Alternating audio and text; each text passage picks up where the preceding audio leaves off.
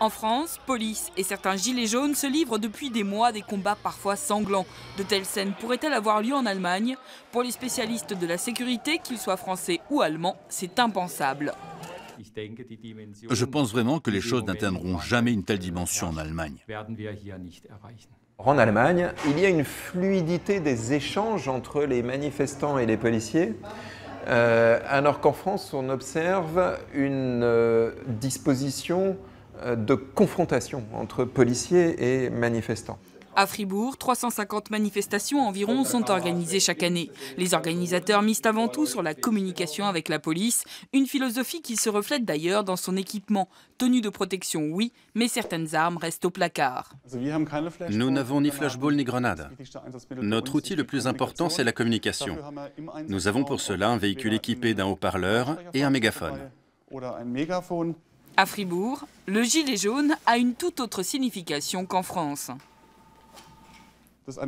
L'équipe anti-conflit va à la rencontre des manifestants et cherche activement le dialogue.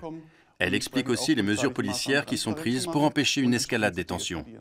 La police communique aussi avant les manifestations, comme ici à Hambourg. Elle utilise Twitter et Facebook, une stratégie basée sur la psychologie de masse. Apparemment, en France, les choses sont différentes.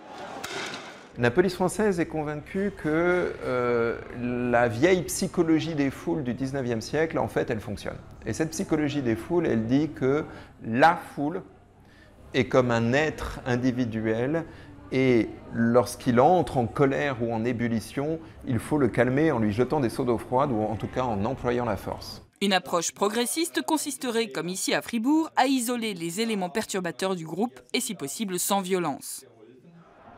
La police française employait souvent la force sans distinction et ça avait pour effet de radicaliser l'ensemble de la manifestation. C'est un processus qu'on a observé en 2016 de manière très nette.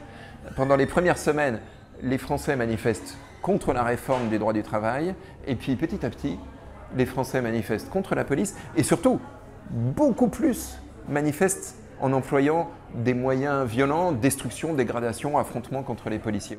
Pour le sociologue, la stratégie policière en France trouve ses racines dans un passé très lointain, quand les forces de l'ordre étaient chargées du contrôle des colonies.